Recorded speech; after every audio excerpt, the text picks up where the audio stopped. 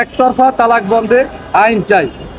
আসলে বাংলাদেশে যে পরিস্থিতি এখন দাঁড়াইছে তাতে মুহূর্তে মুহূর্তে সেকেন্ডে সেকেন্ডে তালাক হয়ে যাচ্ছে।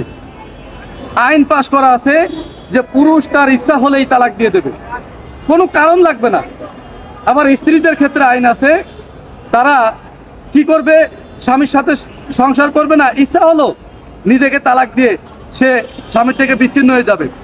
কিন্তু স্বামী যখন স্ত্রীকে তালাক দিচ্ছে সেই স্ত্রীর কোনো অপরাধ নাই, সে জানেও না তার অপরাধ কী। আবার স্ত্রী যখন স্বামীকে তালাক দিচ্ছে তখন কিন্তু স্বামীও জানে না তার অপরাধ কী।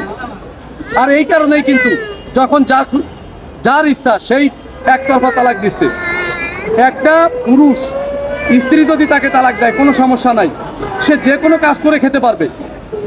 পুরুষ মানুষের কাজ করতে কোনো অসুবিধা নাই, যেখানে যাবে সে বড় চাকরি না পাক, ছোট চাকরি হোক, কায়িক শ্রম হোক, কাজ করে খেতে পারবে। কিন্তু একজন মহিলা কি করবে? মহিলাদের তো ওইভাবে যেখানে সেখানে চাকরি যখন তখন পাওয়া সম্ভব না। আমি চাইলেই যে কোনো চাকরি পাবো বিষয়টা তো এমন না। দুইটা বাচ্চা হওয়ার পরে একজন মহিলাকে তালাক দিয়ে দিয়েছে, সে জানেও না তার অপরাধ কি, তখন সে কোথায় যাবে, কি করবে? তার তো মরা ছাড়া কোনো পথ থাকবে না। আর এটা তো কোনো সলিউশনও হলো না। বিষয়টা হলো যে যখনই তালাক হতে হবে একতরফা তালাক হতে পারবে না, দোতরফা তালাক হতে হবে।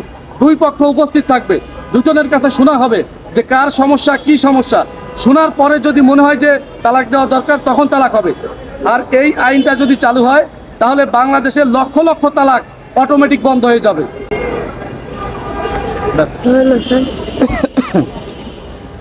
সেভ হয়নি, সেভ করেন।